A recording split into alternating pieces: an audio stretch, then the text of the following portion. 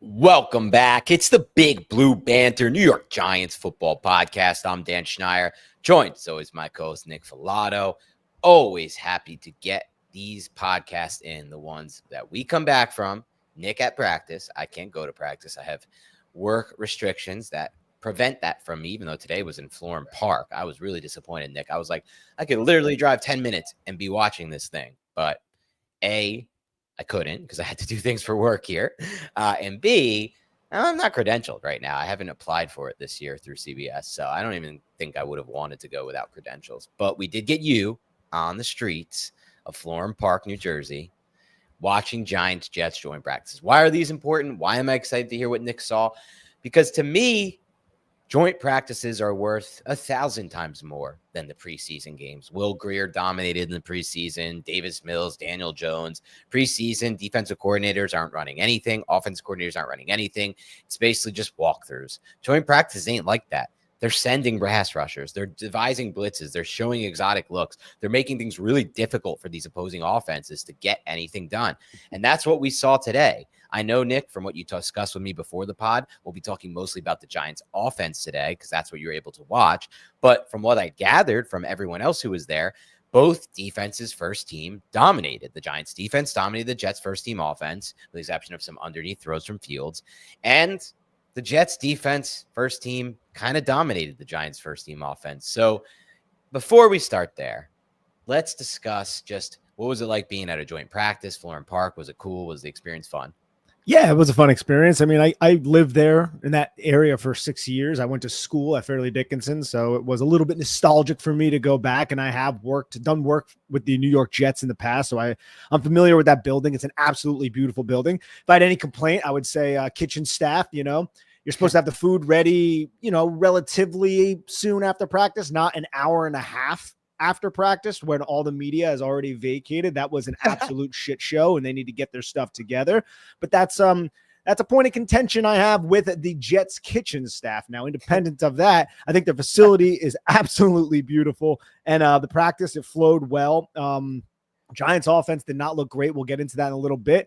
Again, I focused more on the offense. That's what I was watching. My colleague or my editor, my supervisor, whatever you want to call him, Ed Valentine, he focused on the defense. You can go to bigblueview.com and check out our extensive notes on practice in general. But I'll say this. Every once in a while, when the Giants, they were in the huddle, I would just peek over at the other side of the field, and I would just see Brian Burns, only a little bit of Dexter Lawrence. I would see Abdul Carter. They would just be chasing Fields. I would see the red jersey and that white 7 of Justin Fields just running around like a madman because the Giants were getting that much pressure. But I didn't get to really evaluate that defense. I'm sure it was much more fun to do as a Giants fan than it was the offense, which was pretty rough today.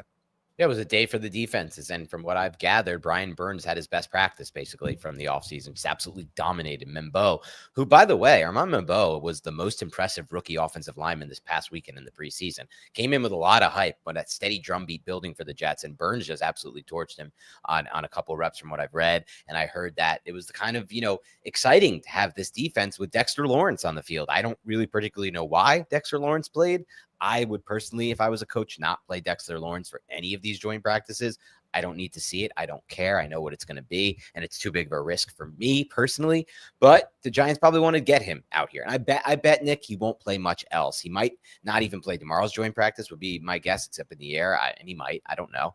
But I don't think we're going to see him too much more on the field for some of these because, you don't want to risk that type of player getting rolled up on, in my mind at least. But with him on the field, Nick, it was full go arsenal of our pass rushers. And from what I've gathered, I know you weren't watching the defense and I obviously wasn't there, but it was Brian Burns show. Dexter Lawrence looked pretty good out there. Carter had a couple amazing reps.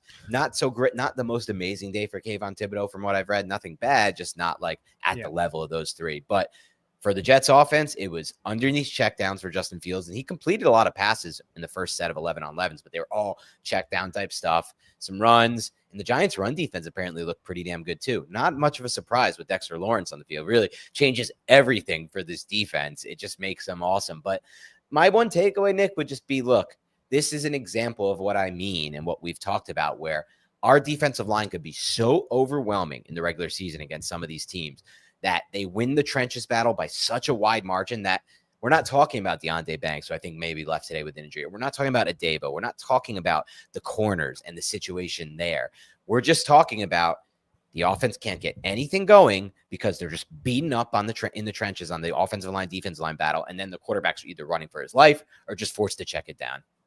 Yeah, I mean, that's been the story of the offseason that we've mentioned. And Micah McFadden was another player where he had several TFLs, according to Ed. He was getting into the backfield. I'm sure Shane Bowen is devising a lot of ways to try and debate, depending on the front, get Micah McFadden untouched into the backfield so he can rally and make these tackles and hopefully force a lot of these third and longs that we hope. But yeah, the defense, very exciting. The offense, not as much. Now, there was a 7-on-7s, and the 7-on-7s ran simultaneously with offensive and defensive line one-on-one. So I was trying to watch them both at the same time. And then they had one 11-on-11 period that started at the 20-yard line, not red zone, the 20-yard line. And the second one was an extended period that started at about midfield and special teams periods mixed in. And then after that is when they did the red zone, which was right in front of the fans. And that was all the players on one field. So we all moved to that one field. And the Giants did really well in those red zone drills. But the offense was really rough to watch for those first two 11-on-11 periods, specifically the first team offense. Now, again, Malik Neighbors did not practice. Jalen Hyatt did not practice. Daquan Felton did not practice. Drew Phillips didn't practice. Evan Neal didn't practice. And I believe I'm missing somebody else who also did not practice. But the main reason why I bring that up is Malik Neighbors didn't practice, and you can see it, right? Darius Slayton as well. I think you might have mentioned that. No, Slayton practiced. Oh, I thought Slayton wasn't at practice. Okay, No. Someone told me today when I was worried about the Giants offense, someone replied to me, no Slayton, no Neighbors. So, but I guess they got that wrong. There's no Neighbors, no Hyatt. Yeah, no Hyatt. Yeah, no Hyatt.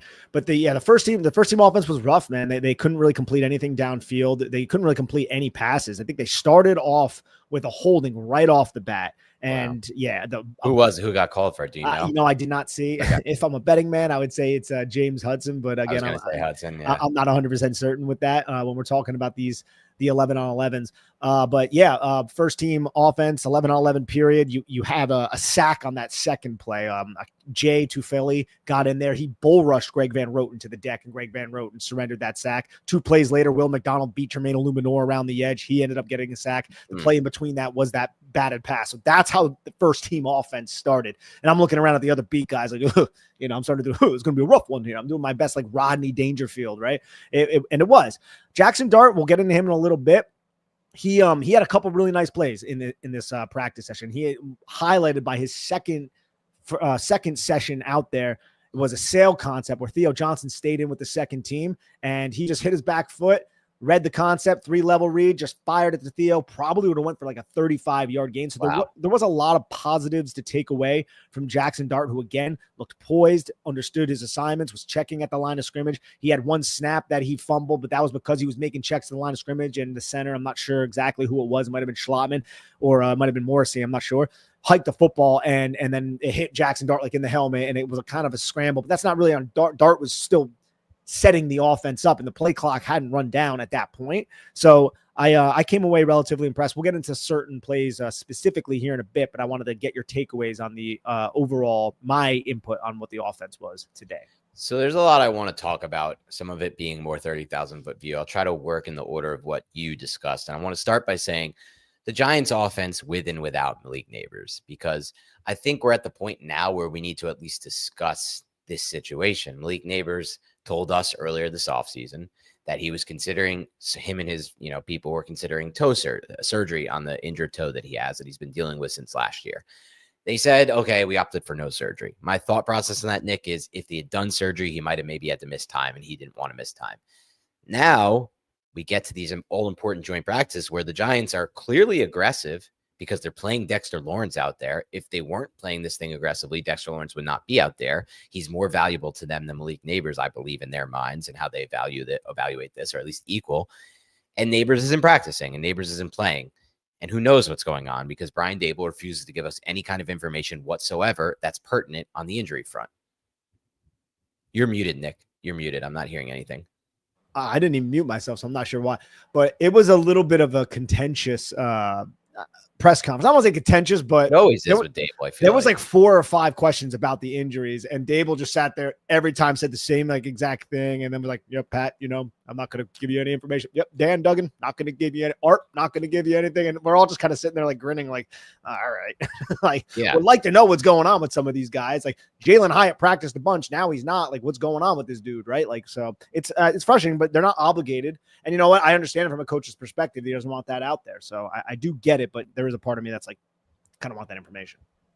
Sure. And we all want to see what's going on because we have no way to know how serious this injury is. But it would be I think the point I'm trying to make is any injury to Neighbors is unacceptable for this offense. This offense is not going to be an elite offense regardless. And I think to me, one of the most limiting factors, because a lot of people have discussed with me, Nick, like, I'm actually really excited about the Giants this year, like way, way more excited than consensus. Cause I think, I'm with you guys on the defense and I think this offense could be really good. And I'm just always like, to me, this offense still has a problem and it's the most important problem and it's quarterback. While I do appreciate Russ, Nick, and I appreciate what he offers more than a Daniel Jones type, because quite frankly, by the film, the advanced stats and the raw stats, Daniel Jones was between the 28th and 30th best quarterback in any given season. It was that bad. I'm not so sure Russ is going to be that far above 20th. Or, it could be that range because to me, the Russ problem I have, dude, is he doesn't really use the middle of the field that well at all. He doesn't run quick game. He's too small. And I see a lot of situations where he's just going to be back there in these third and passing situations. And he's so damn small back there and the pocket collapses on him. And that's it. The play's over because he's so small and he doesn't know how to use the middle of the field. It could be a major issue for us. Yeah, we'll still get some moonball bombs. And I think generally speaking, he'll check them into plays for solutions that Jones never would have and Locke never would have. So there'll be that. But I worry about what it looks like without Neighbors bailing him out. And that goes for any quarterback, probably for the Giants. But this is not a receiver corpse, I should say, Nick, that's built to lose a player like Neighbors. This is not like, oh, there's depth on this receiver core or like there's interchangeable 1s and 2s. Like if you're the Cowboys, you lose Lamb for a few weeks, I think Pickens can step right in and the same goes vice versa there. But if you're the Giants and you lose Neighbors for a few weeks, it gets really grimy really fast for this receiver core, especially when Hyatt is also now dealing with an injury that's taking him back. So I'm just curious, like, if that was a major factor in your mind of what went wrong today, just no weapons to get the ball out to. That would certainly help having Malik Neighbors out there because you could trust him to win these one-on-one matchups. And then Russ can say, okay, I like the leverage. I see what the safety's doing.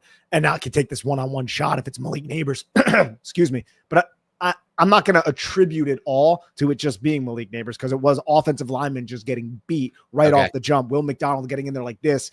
Certain plays where it didn't go down as a sack, but it might have went down as a sack. Some of their nicest plays were runs, and it's hard to really quantify and evaluate the rushing attack sometimes because the linebackers aren't tackling. No one's tackling the guy. So they just kind of run up and spank his ass, and then the running back keeps running. But with that said, I think I had 3 really impressive runs by Devin Singletary. 2 were certainly like really impressive runs. One was they had Elijah Chapman as a fullback to open the second session of the first team within the first team period, if that makes sense, because the first team goes out first, and they had that abominable outing that I just listed before. Then they came out again, and Elijah Chapman was the fullback, and it was an outside zone run, and they handed it off, and Devin Singletary put his foot in the ground and then juked outside of the backside pursuit defender. And I don't think the backside pursuit defender would have made the tackle. It's tough to say, but if that's the case, that was probably like a 25-yard run by Devin Singletary. And he had another one earlier where he hit front side and he bounced it back to the inside. And that probably would have went for like 12 yards, 12, 15 yards. So the Giants were able to run the football, I would say, adequately against the Jets front, but they couldn't really do much passing it. And they were trying to do a lot of just quick stuff, get the football out of Russ's hands, some play action rollouts and things like that. But from a success standpoint, it was hard to watch. I was talking to a lot of the other guys on the beat who were at like every practice. They said this was probably the worst the Giants offense looked in 11-on-11s all training camp. With that said, though, that was before the red zone period when Russell Wilson threw 3 touchdowns in 5 plays. No, I'm sorry. They scored 3 touchdowns. One of them was a Tyrone Tracy run. And again, I don't think the Jets would have made a tackle on him. So it was a very nice run by Tracy, and the blocking up front was solid. The linebackers got sucked up. Tracy juked one out, and the safeties were picked off by the tight end. So it was just a nice 10-yard touchdown run. That's a good breakdown of that Tracy run. And I think excellent to know that we have hit that upside of him bailing us out of some red zone situations. And it doesn't always have to rely on Russ. But before we get to the red zone success they had, when I think about what you just broke down with their between the 20s and lack of success, a lot of that to me is a limitation in my mind, at least, of the quarterback. And again, I want to get excited about Russ. I want to feel like we're finally over the hump and this like horrific drain zone we've been in at quarterback for so long of a period of time. But I'm not there with Russell Wilson yet, Nick, and I'm not sold that we're going to get there with him. I think when you say stuff like, oh, they're trying to do things like move him out of the pocket to generate some quick offense, what comes to my mind first, Nick, is Daniel Jones' era. Like, what did we do in 2022? We didn't believe in a drop back offense, so we did some of those things. And I'm not saying it's the same thing, Nick, but I don't really fully believe Russ is capable of operating a shotgun drop back offense and like pass first because he doesn't use the middle of the field well. I know when I watched his Arthur Smith tape last year, at least, he was at his best when he was under center, deep play action shot, and he hit his back foot and he threw off of that. Or when he was just diagnosing it pre-snap, still under center, took 3 steps, knew he had the one-on-one, and just kind of put the ball up there. As far as just taking shotgun snaps and progressing through a defense and hitting the middle of the field stuff, I don't know that he has capable of that this year. I think that's possible Jackson Dart might be, and that's another story for another day. Today, we'll get into that in a bit. But I'm not sold on Russ being that. So when I hear some of the stuff that you talked about there, I do get a little worried. Yeah, and I think it's safe to worry about that. That's been something that's plagued Russ all throughout his career, Yep. and now he's not getting any younger. He's 36 years old. More on just the first team offense before we get to Jackson Dart, because again, this was first team was we'll Russ. Talk red zone too, by the way. Yeah, we'll get into that. Yeah, first team was Russ. Second team was Jackson, and then Jameis and DeVito, they split reps for third team. They didn't really have that many passes between them. A lot of it just ended up going with Jackson Dart and a lot of the second team guys. But with all the injuries to receiver, Bo Collins is back. He ran a lot of first team reps, as did Montrell Washington. And in the 7-on-7 periods, the Giants did have success. So there's no pass rush. 7-on-7, it's just the cornerbacks and the safeties and the linebackers, and then the tight ends, the running backs, and the wide receivers out there. And the Giants were connecting for a decent amount there. Like Russell Wilson was cooking there, and as was Jackson Dart. I think Jackson Dart was 6 of 6, if I'm not mistaken. I have it all in the article if anybody wants to go check it out over at Big Blue View. And then Russell Wilson was also doing a very good job in the 7-on-7s, finding Bo Collins, I think twice, one on this beautiful ball over the top of the linebacker, or no, I'm sorry, not the linebacker, the nickelback, who was trailing, and Bo Collins just caught it, got both feet in bounds. Greg Dulcich heavily involved. Theo Johnson heavily involved in the 7-on-7 periods. So 7-on-7s happened before the 11-on-11. So I was like, oh, this looks pretty good. Let's go. Right. You know, the 11-on-11s, once the offensive line and the defensive line got involved, it did not look as good for the New York Giants. But from the passing attack standpoint, in 7-on-7s, which is more advantageous for the offense, they were connecting, I would say, at a solid rate. And there's some to unpack there too, because I don't want to put this all on Russ's plate. The offensive line's playing, you got to win in the trenches, and the Giants have not proven yet that they have an offensive line that can consistently win in the trenches. There was a stretch of it last year during the start of the season where we really liked the tape and we evaluated them with high grades in pass protection, but that wasn't a long stretch of football, Nick. And then they got injured, and we don't have AT out there right now. And there's a lot of factors. The Jets have a lot of talented pass rushers. Even McDonald's a dude who they just drafted in the first round, not even their number one go-to guy, and he's still a phenomenal player for them. Clearly off the edge, gives a player like Illuminor or anyone, he would probably give trouble from a speed standpoint and just his burst and ability there. So I want to keep that in mind, and I want to say, look, when it comes to the red zone success the Giants had, as you went over earlier, Nick, that's an area where I'm actually optimistic about the Russ addition, to be honest. That's where I feel like if we can get down into the red zone, Russ is not an advantage. I don't want to go that far, Nick, but certainly a massive advantage over what we've had at quarterback.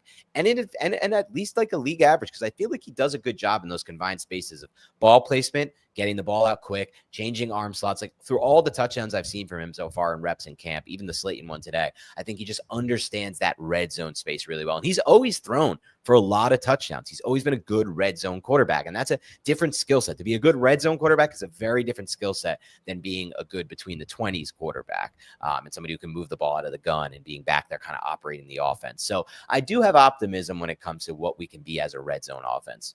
So do I. And to talk about that, since we're talking about the first team still, they had 5 plays. They started, I think, the 18-yard line.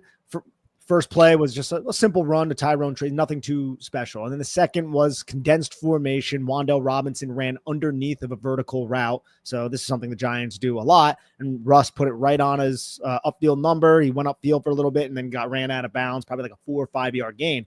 And that set up, a third down maybe on like the 12-yard line or so, and Russell Wilson, maybe the 10-yard line. Russell Wilson connected with Theo Johnson. I don't know if it was a stick and nod or if it was just some sort of seam, but Theo Johnson was able to find the soft spot between the safety and the linebacker, and Russ threw with the anticipation and put it right on Theo Johnson, thread the needle for a touchdown. The refs moved the football back to the 10-yard line. That's when Tyrone Tracy hit that run that I talked about a little bit earlier. And then the third touchdown, the final play for the Giants first team in the practice was a Darius Slayton. I think it was Darius Slayton in the slot, or Darius Slayton was from a backside crosser, but either way, it crossed to the right side of Russell Wilson, and Wilson put it high into the outside away from the leverage of the defender, and it was caught for a touchdown. And it made me go like, oh, well, at least they're ending on a strong note, because I felt like before this, when it came to the Giants offense, they really were not performing well or executing at all. And Dable was losing his mind all practice.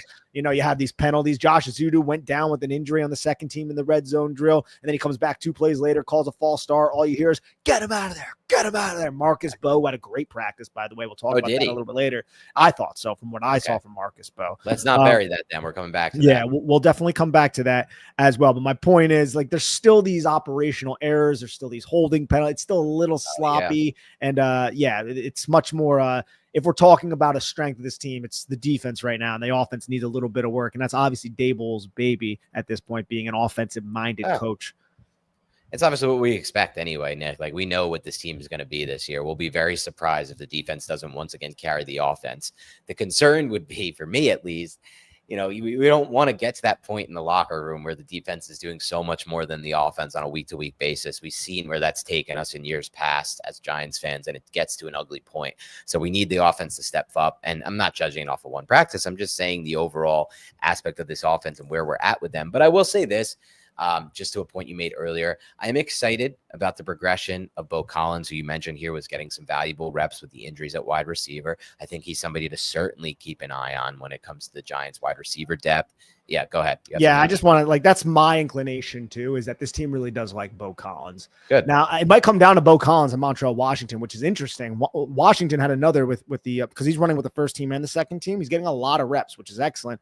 And we'll get into the second team a little bit, but Jackson Dart put a nice one on him, and he dropped it again. And it's just like, you got to secure that. You had 2 third down drops in the preseason game, and now you had another drop in joint practice. That's got to be massaged over, because you're not going to make the squad if you can't be relied on. That's the thing. Like, for all the good that we saw from him, it's also like those negative plays that really stand out. And I do want to make one point. I want to come back to one point you made on the issues when it comes to pre-snap penalties and those types of problems that have plagued the Giants. First of all, we've heard throughout practice, this has been a focus of Brian Dable's, right? Like, we're cleaning up those errors where, he blows the whistle, he takes somebody out for a snap or two. But quite frankly, the Giants were one of the worst teams in the NFL when it came to these penalties. In the real games last year, they were undisciplined by the numbers. That's the only way to look at it. I'm not sold that because you're focusing a little bit more on it in practice, it's going to solve that problem. I am a little worried about that going into the season. On the offensive side of the ball, you mentioned it in the preseason when we did our preseason wrap up. We had a drive killed with the first team offense because of a pre-snap, not pre-snap, because of a penalty from James Hudson with Russell Wilson's first team, one of his drives. Like, these are the types of things we cannot afford. We're not Joe Burrow out there. We're not going to be able to get out of 3rd and 16 type situations or 2nd and 20 type situations due to a penalty. We don't have a quarterback who can go into the gun, process the whole field, and fire over the middle and find those spots in the zone or whatever, even if it's man coverage. So we need to stay ahead of the chains. It's been our life as Giants fans, except for those Eli years, 2011, really, and some of 2014, 2015. So I just want to keep that in mind. I hope that cleans up in the next joint practice with the Jets, but it's something that I have an eye on. Before I move on to something else that you mentioned earlier that I want to talk about, I do want to say thank you to everyone who's been tuning in aggressively in these last few podcasts. I think Nick and I have really turned it up, and we had a immediate reaction to the preseason game that we went live on, had really good interaction with you guys on that one. Then we did our bread and butter earlier this week on Sunday. We did a film review where we went in depth on Marcus Bowe. We went in depth on Carter Dart in that film review. Please head to our page if you're new to the show and go ahead and watch that film review we did. You'll get to watch tape from the Giants game, all 22 coaches film, and our analysis of that. And I'll be remiss if I don't say it, Nick. I want to give a shout out to Carl Banks, the Giants legend, linebacker, Hall of Famer, should be a damn Hall of Famer, who watched our show. And I know that because he said specifically, I love the Marcus Bowe segment. That was like 30 minutes into the show. So it really made me feel good that Carl Banks watched the show. But more importantly, he left us a comment. So if Carl Banks, the Giants legend, can log in and leave a comment to help us grow the algorithm, you can too. Leave a comment right now. Stop what you're doing, hit the like button, and leave a comment right now for us, because that's how we grow this show. Carl Banks, thank you so much for the shout out, both in the comments and then also on Twitter. 2 shout outs by Carl Banks, getting new eyeballs. I saw under that post, Nick, multiple people say, I don't know about this show. Let me start watching it. And those people, hopefully, once they listen once, will be back over and over, because that's what tends to happen, at least from what we've seen from the numbers. So very excited about that. I just wanted to say that real quick, Nick. But I do want to transition back into a player here with the first team offense that's really been, I think, standing out. You mentioned a play he made with the second team offense. Theo Johnson, man. I feel like that drumbeat with Theo Johnson is steadying. He's been getting more targets with Russell Wilson of late and making bigger plays. I like how he moved in the preseason. I like how he's been moving in camp. I feel like Theo Johnson, we could be onto something here. What are your thoughts on what he looked like today? Man, if you play fantasy football and you want to punt on tight end, this has to be one of your favorite punt tight ends, because the Giants love him, as was confirmed by John Schmelk on the podcast. And you just see how they used him during his rookie season, where he really didn't know what the hell was going on. The first play of 7-on-7 was a connection underneath on a quick pivot route. So you have a 270-pound, like 6'5" guy running a quick pivot route over the middle of the field. Russell Wilson found him there. He had the deep 7 by Jackson Dart, which again would have went for like 35 yards, more than likely. The touchdown pass in the red zone with the first team. He is the number 1 tight end on this team. He looks nimble. He looks still massive, and he looks more athletic, because I think he's just more comfortable. Like, he wasn't not athletic last year, but I just think there was so much in his mind, right? I think he's more comfortable with the playbook now. So he trusts himself. So he's moving at a higher speed, and his play speed has improved because of that. So I remain very high on Theo Johnson. I think he is in line for a quality season here in his second year. And I'm glad that he's healthy right now with the foot and everything.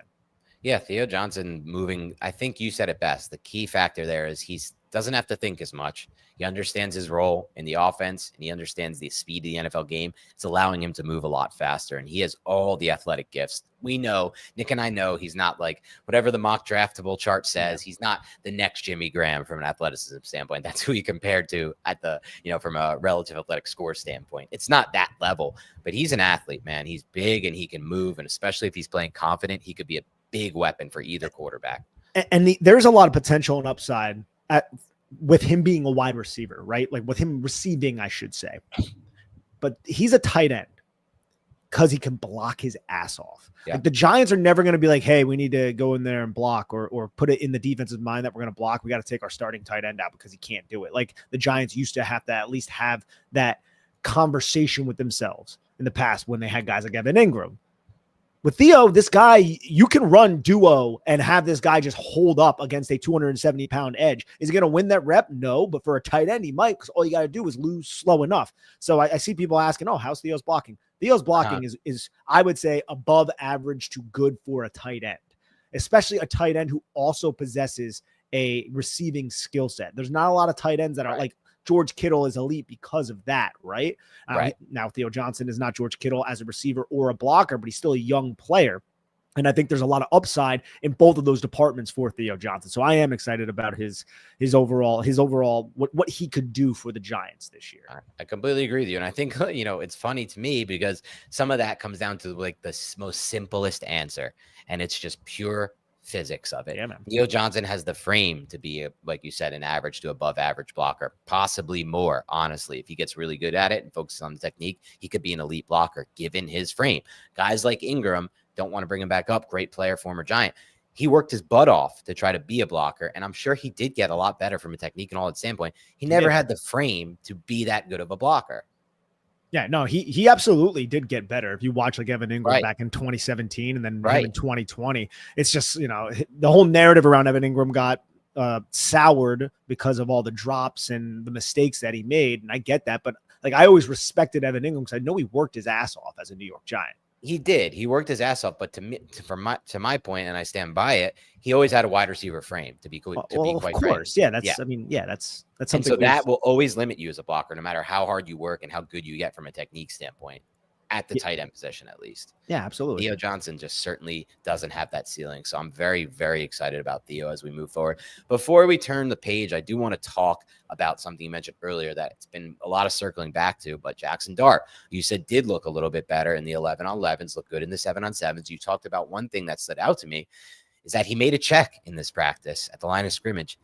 I think it's pretty exciting. And I don't know if you saw this, Nick, but I'm sure you did. Did you see Chase Daniels' breakdown of Jackson Dart's preseason game? I haven't watched it, but I saw it going around Twitter. Okay, so Chase Daniel essentially broke down his game and really pinpointed the touchdown pass from Jackson Dart. He's like, this is insane. Like Jackson Dart, you could see it, the hand placement. He makes a check at the line of scrimmage to little Jordan Humphrey to run that go route, and he's right. He gets the read he wants, and he puts it right out there for the touchdown. He's like, I can't remember too many rookie quarterbacks in their first preseason game making checks to the line of scrimmage. He says, first of all, I can't remember them doing it. Second of all, I can't remember too many coaches who are willing to give that responsibility to a rookie quarterback. And then you mentioned it today. He makes a check during one of these joint practice plays against the Jets. And I start to get a little bit excited, Nick, because I'm like, if Dable feels this confident that this guy's seeing and reading his system the way that he wants him to. And remember, we've talked about this a lot throughout the offseason. Like Dable finally gets a guy that he can put his whole, he can mold him how he wants to. He can have Jackson Dart see the field and see the game, how Brian Dable believes every quarterback should see the game. And honestly, I feel like he did that with DeVito, and he got the most out of DeVito's first year for what DeVito is. So it's very exciting. But the fact that he has that kind of confidence already in Dart, it's interesting, Nick. It's interesting to me. Oh man, he loves Jackson. He loves himself some Jackson Dart, that Brian Dable, and I could see why. Now, Dart during the red zone drill, remember this was to conclude practice. We'll circle back to the 11-on-11. He received 8 plays with the second team. And the first was like a small run. The second was a quarterback. He dropped back, and then he was like, oh, shit, there's nothing. So he just went up the middle, Jackson Dart. And then a fight ensued. Aaron Stinney was like on the ground, and Fedarian Mathis jumped on him, and they were just shoving each other. And that was like the only like really fight of the practice. But on the first play of the red zone period, Dart did just narrowly miss Dalen Cambry on a deep flag route. Cambry was open. I think it was more probably on Dart. Maybe I would probably have to see the all-22 to really declare that. But Dart, like to me, he's negotiating the pocket really well. He's maneuvering the pocket. Yes. He's buying time. Now, it's easy for me to say this because the quarterbacks aren't getting hit. And maybe the defensive end would have put a hit on him, put a lick on him, and sacked him in some of these situations. But I can still see that it's in his mind that, hey, I got to move. I feel the pressure. I feel like he has this innate ability to understand where the pressure is coming from and then move without using his peripheral vision or without wasting any, while also monitoring what's going on in the secondary. And that's a trait that I want from my quarterback, right? So I noticed that in that last session in the red zone drills, and then they put 3rd and goal on the board for Jackson Dart in those final couple plays. He found Ward in the flat with one pass, and Ward spun out of a tackle, and it would have been a touchdown. But again, I'm like, would the DB have made the play there? I'm not entirely sure. But on the last play of practice for the Giants offense, Jackson Dart maneuvered the pocket. There was a pressure. He stepped up and around. It did not look like to me that he would have been sacked. It looked like he did a good job putting himself in the optimal position to survey the field and get rid of the football. And he fired to Zach Pascal, who bobbled the ball and then I guess got both feet in bounds for a touchdown. And it was a really nice play by Jackson Dart regardless because it was an excellent throw. And the Giants posted it on Twitter like, what a catch by Zach Pascal. What a play by Jackson Dart. You guys can go and be the judge on if that's a catch. I'm a little dubious, but, either way, I'm more so paying attention to Jackson Dart setting that opportunity up, which he did do at a high rate, in my opinion, or at a high level, I should say. So overall, I think Jackson Dart performed. He was the best quarterback in practice. I mean, you didn't really get enough from Jameis or DeVito to really evaluate. Sure. I think they had like 6 passes between them. And like one of them Jameis got sacked like right off the bat. So he couldn't really do all that much. DeVito missed Terry on like a deep tight end seam. And there really wasn't that much from those guys, but Dart and Wilson got a decent amount of work. And Dart to me had a couple throws that I was very impressed with. And he also just the navigation of the pocket is a big thing for me, especially for someone that young. That's where I want to start too, because I feel like that's something we've discussed at times, including after the preseason game against the Bills. He has this innate ability for understanding not only how to manipulate a pocket, but where the pressure is coming from, when it's coming from. I looked at that breakdown from Chase Daniel, and he highlighted the same play by Dart as his favorite play by Dart, not the touchdown throw. It's that 2nd and 15 against the Bills. Why was it our favorite play? It's our favorite play because I have watched 1,000 different reps of that same play, Nick. That same exact format of a play for the New York Giants, Nick, over the last 6 years. And I've seen on every single one of those a sack, and I've seen on every single one of those blame to the offensive line. But on this one, where the pocket was collapsing, Jackson Dart felt it early enough. That's the job of the quarterback, of the good quarterbacks, the ones you actually want to have those innate feel, not the ones you want to say, oh, it's the offensive line's fault. No, the good ones who understand when the pocket's collapsing before it collapses. He slid twice, reset that pocket, and then while moving to his left and all of his weight transferring to his left, he went across his body with a little bit of a 3/4 throw, and I think it was Washington who he found on that, Nick. I'm not positive. I believe that was Montreal Washington. It might have been another receiver, and he connected with him for 15 yards and a first down on a 2nd and long situation. That was the best play for me, for my money, from Jackson Dart in that preseason game against the Bills, and it's something that had me so excited because if he does have that innate ability to understand the pocket when the pressure's coming before it gets there. And that's that. I would consider that, Nick. I'll put a new term on this. We always talk about anticipation, Nick. It's my favorite word on this podcast when it comes to quarterbacks throwing the ball into space before the receiver gets there. How about pocket anticipation? Is that a trait I can put on a quarterback? I'll just call it right now. Pocket anticipation, understanding where the pressure is coming from, when it's coming from, and having the wherewithal to make the moves to get away from that pressure before the pressure gets there, instead of just blaming it, oh, the offensive line's fault again. No, take matters into your own hands as a quarterback. I think he does that. And you know who said that? Todd McShay had really high grade on Dart in the pre-draft process, and he said of all the quarterbacks he watched in this class, Ward, all of the top guys, he thought Dart was the strongest in the pocket at understanding how to manipulate the pocket and then getting himself out of some spots where he could have been sacked, which we saw, by the way, in that first Bills preseason game. And we broke that down on our film analysis. You can go back and find that. But that's a trait that I look for in quarterbacks. Absolutely. And it's also, pocket awareness is a common scouting term that we hear a lot when it comes to these quarterbacks who negotiate the pocket very well. And I agree with McShay's assessment. And I think we're seeing it even in these joint practices and in the preseason. Dan, side note, I love how you're getting roasted for your fridge right now, by the way. What's getting roasted about it? Let's read this by Ronald. Thank you so much, Ronald.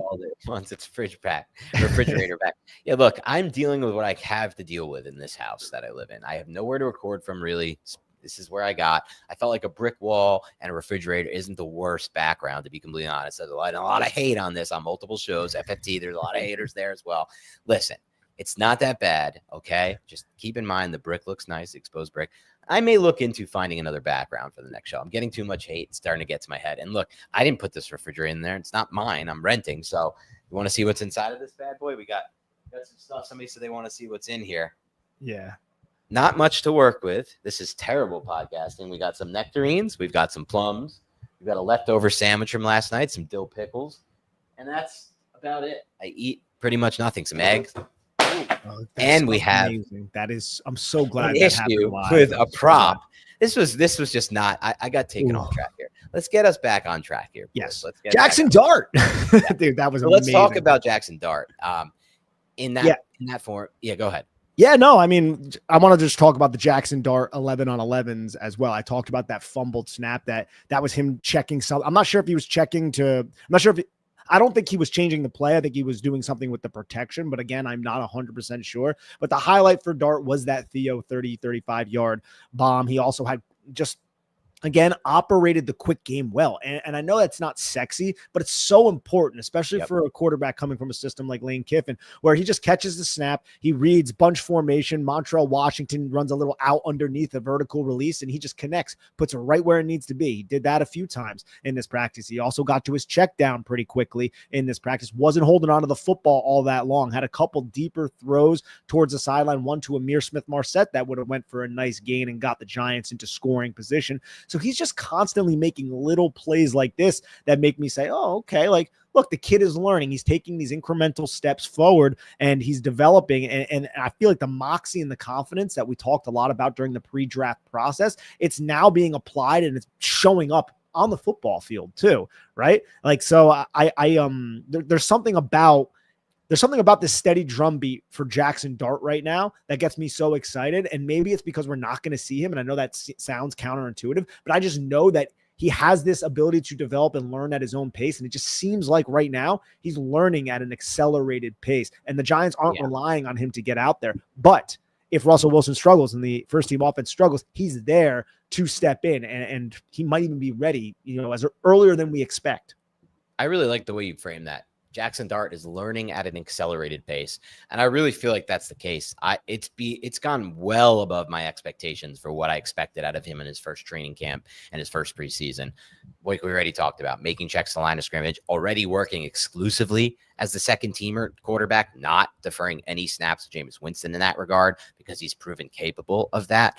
And there are areas of his game that I think, push come to shove, Nick, day one, and he won't be the starter for week one, but day one, he could offer more than Russell Wilson in a lot of ways. Those situations, Nick, that I was talking about, that all teams find themselves in, where it is second and long or third and long, and there's nothing you can do now to disguise the play. You have to go into the gun and you have to throw the football.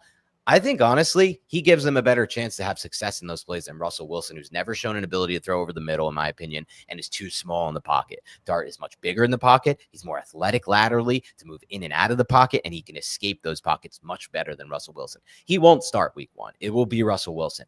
But to be quite frank with you, Nick, he's showing so much progress from a mental standpoint, Dart, that I'm getting to the point where I wonder when he will start and if this is going to be the season we expect it to be, where he doesn't play at all. Yeah, I mean, there's so much that we don't know, right, about like how he's handling blitzes, how he's seeing the defense, because we only have really seen cupcake defense, and the Jets were throwing some things at the New York Giants, so it wasn't like it wasn't as vanilla as the Bills were, but the play where the ball was snapped at him, I think that was a protection thing. He also moved Gunnar Olszewski in the red zone drill to the right side of the field, and you saw him communicating to Gunnar, like, come over here, come over here, come over here. Gunnar ran over there, and then it was a quick screen pass set up. Unfortunately, the play got blown up. It was a really nice play by the safety coming downhill on Gunnar O, and then Gunnar put the ball on the deck too, even though there wasn't hitting. He got popped, and then he fumbled the football. Not a great thing, obviously. But yeah, I'm right there with you, man. It seems like he's developing, but again, I don't know what that looks like if he were to get thrown into a full-on battle, right? So sure. if the defense is actually throwing everything at him, would he get confused? I think that remains to be seen, but it's still a positive. We're having a positive conversation about him because he's putting positivity out there for us to see.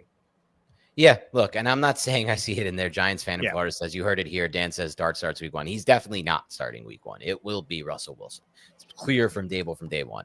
And Nick says it best. Look, rookies can have a lot of trouble processing in real games that they might not have in these practices or the preseason games when teams aren't scheming to absolutely destroy them. I talked about this with the joint practice with the Dolphins and Bears, but Caleb was having trouble processing what the Dolphins were throwing at them.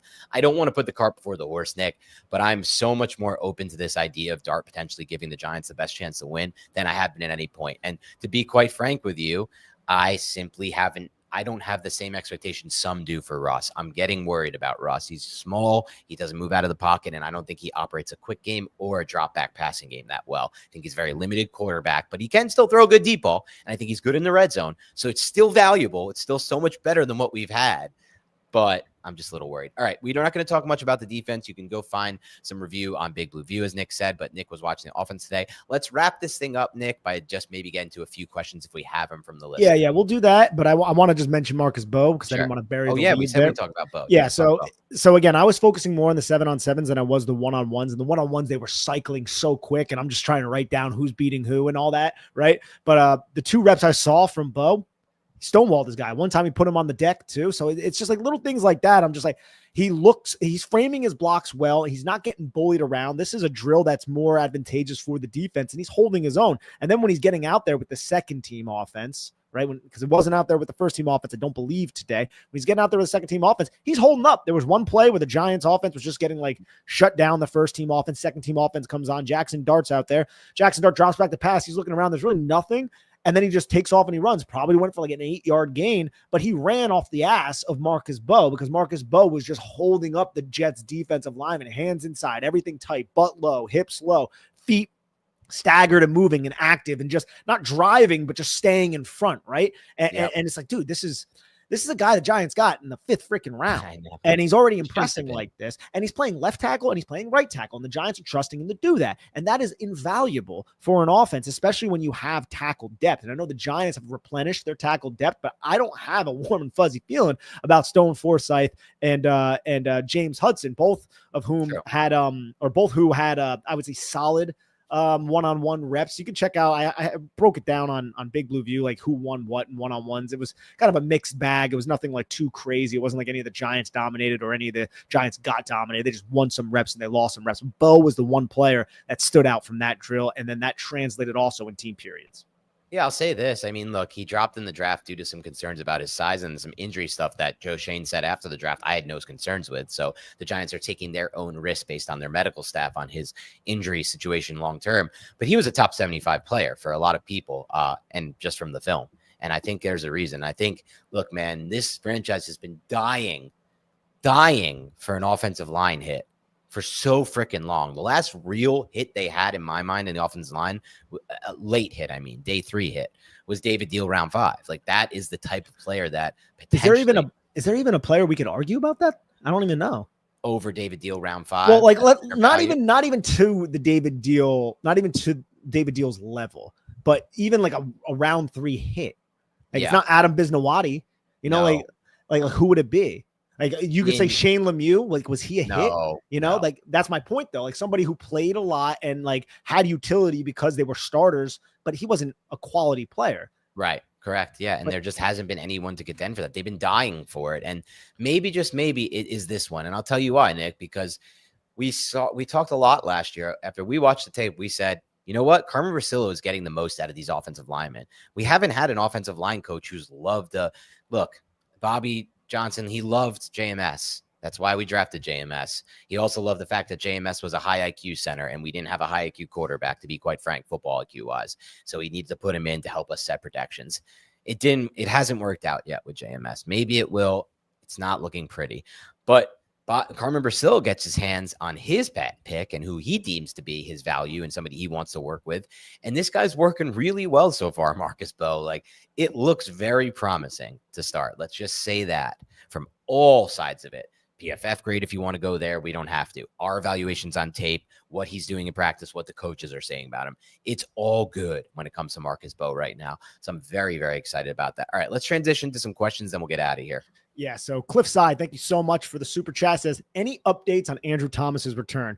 Look, Brian Dable is tight-lipped, to put it mildly, when it comes to the injuries, so we don't know really anything. When I was at practice last week, I saw him sprinting on the side. That's a good sign, right? But I don't know shit about when this guy's going to come back. All I know is he's better be back by week 1 because I do not trust the Giants offensive line if AT is not there. Yep. Any other questions from listeners? Remember, Mike, if you want to, go ahead. No. Oh yeah. If any, you can say if anyone wants to ask us questions on any of these live streams, just throw it in a super chat and we will get to that question. Michael Salome, and am I hitting that? Damn. Thank you so much. No question. Michael Salome. Hey, Michael Salome. What you do? Yeah. Thank you so much for the super. Ronald again. Hey guys, here's some money. Keep plugging. Thank you, Ronald. Ronald's the man, and Ronald has great questions like 1970s called. Wants his refrigerator back there, bub. Not my refrigerator. I'm renting it. So, Man Ray. Yeah, that more so speaks to the landlord of the place that Dan is currently residing in, but maybe that's a conversation for another day. Man Ray, thank you so much. Says, hoping Darius Alexander can step up. D-line room looks horrible without Dex on the field. Carter is going to be so fun to watch. Absolutely about the Carter being so fun to watch. I don't know if the D-line room, the D-line room on paper looks horrible without Dexter Lawrence. That's true. Yes. The run defense was good today with Dex out there. I don't know who was playing opposite. I have to imagine it was Nacho or Roy Robertson Harris. So, yep. Cliffside, thank you so much. Said, we need to return to having a very good offensive line. If we're ever to contend again, don't make excuses for them. Quarterbacks shouldn't have to consistently evade pressure and manipulate pockets in order to make plays. Yeah, I mean, I'm with you to some extent on that, Cliff, but it hasn't always been the case. Like weeks 1 through 6 before Andrew Thomas's injury, quarterbacks didn't have to evade constant pressure constantly and manipulate pockets. It was given to them, and the quarterback sucked despite it and missed a million throws and reads. Like ultimately, it can't just be the opposite of all bad quarterback play can be excused by O-line not being that good, in my mind at least. Yeah, I think it's obviously a symbiotic thing. Like they need to work together. Right. And you want a quarterback to be able to take advantage of bad pockets if the offensive line is there. You want an offensive line to be able to hold up if the quarterback's not there. But if both of those things are lackluster, you get the Giants over the last 6 years. Bear 315, thank you so much. Is Washington really that much better than us? Well, they were just in the NFC Championship game, so I have to say yes from that standpoint.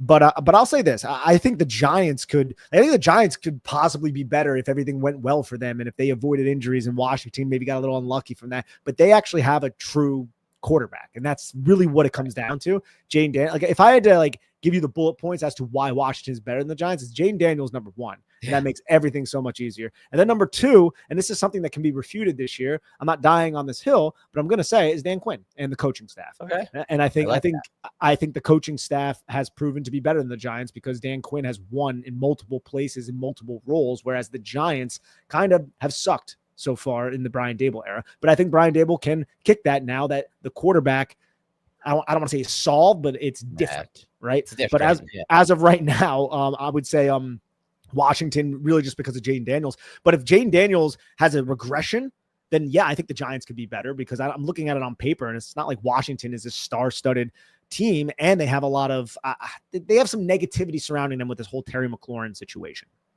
Yeah, well, I would say this. From the start, Nick, I predicted the Giants would upset Washington in week 1. But part of that for me has to do with the fact that I think Washington's going to come in with all these expectations of a cake game against a bad team like the Giants. They're expected to win. And the Giants have that underdog mentality. No one expects us to win. No one's giving us credit. In which case, I think that helps the Giants. But ultimately, as far as comparing rosters, I'm of the belief the Giants have a better roster than Washington almost across the board. I guess maybe besides this cornerback position, which I do have some respect for. Yeah, I would say corner. And that's almost it for Washington. But Washington has 1,000 times better quarterback play, and quarterback play is doing everything. Like I know Cliffside says, I think too much blame credit is given to the quarterback position. Football is a team sport. It is a team sport. But I think the opposite. I think some people don't give enough credit to quarterback play. Why was Washington in the conference championship game last year when their roster was just simply not that good and still doesn't look that good? It's because Jayden Daniels is phenomenal. He was calm. He was poised. He created first downs on fourth down situations over and over again. He created first downs all the time, and no one knew how to defend him. It wasn't because of their roster or their coaching or they had a change in GM, as some people said. No, it was Jayden freaking Daniels. And that's why I always say the opposite of what you said, Cliffside. I think the opposite is true. I don't think enough people realize this sport does pretty much just come down to quarterback, offensive line, defensive line, and then yes, the rest of the guys matter, but they're ancillary pieces. I mean, I agree with Cliffside that obviously it's a team sport. I know you agree with that too. Yes, but if you nail the quarterback and the quarterback is playing like a top 5 quarterback in the league, it puts your entire team. It makes everybody else around you better, frankly, because it's just a much more efficient operation. It's really that I think is more of the, and that just goes to your point, Dan. The quarterback is the catalyst to a team's success.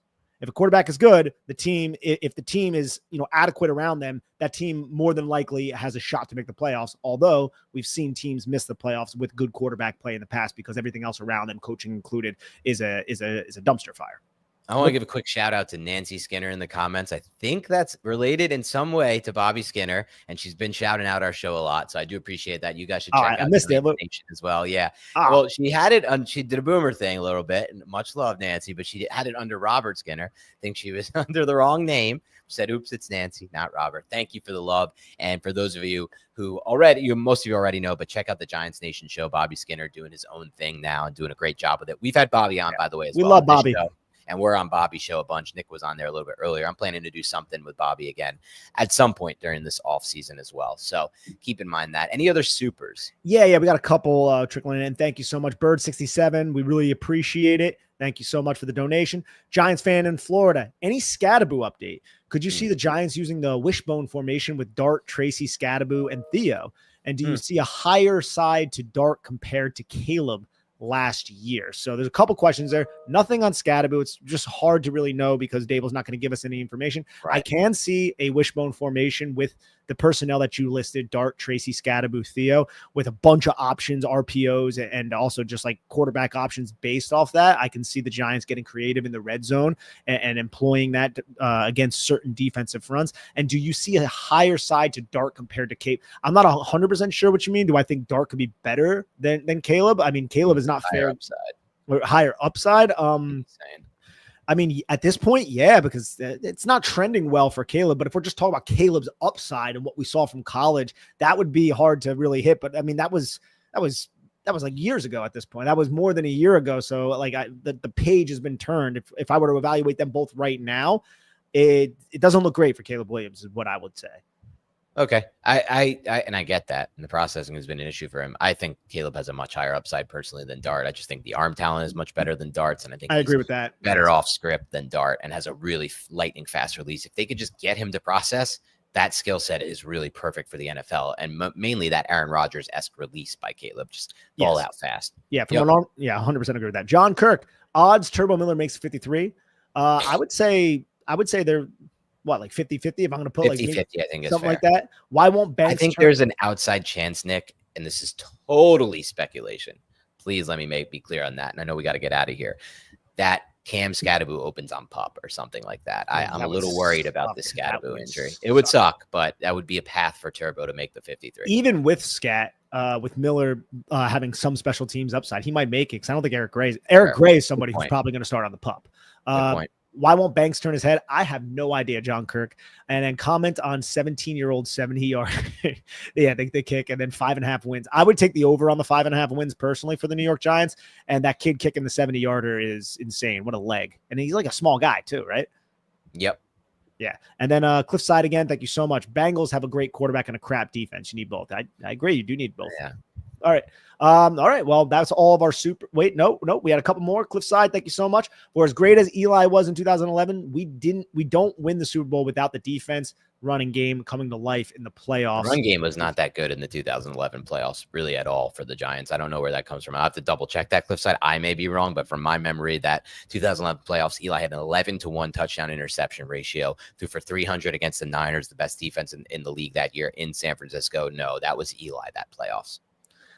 Love the show. Hope to, Cliffside, thank you so much. We always love to be honest. No, not to be an ass, Cliff. I love having the back and forth. Yeah. It's fun. That's just my personal opinion on it. Yeah, I mean, the defense was elite, though, too. So, like, defense played well in 2011, especially in that Falcons game, but Eli was the guy.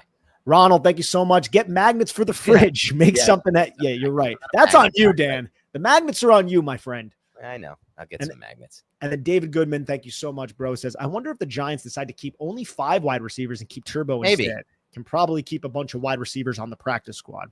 Definitely possible if they believe Turbo can do that spot, what they need from a special teamer, they would be using on the receiver spot anyway. And thank you, David, for the donation, and always appreciate your support of the show. All right, that's all we have for today. Have a great rest of your week. Please hit the like button right now. Subscribe, leave a comment before you go. Other than that, we won't ask for much else. Have a great rest of your week, and we'll talk to you soon.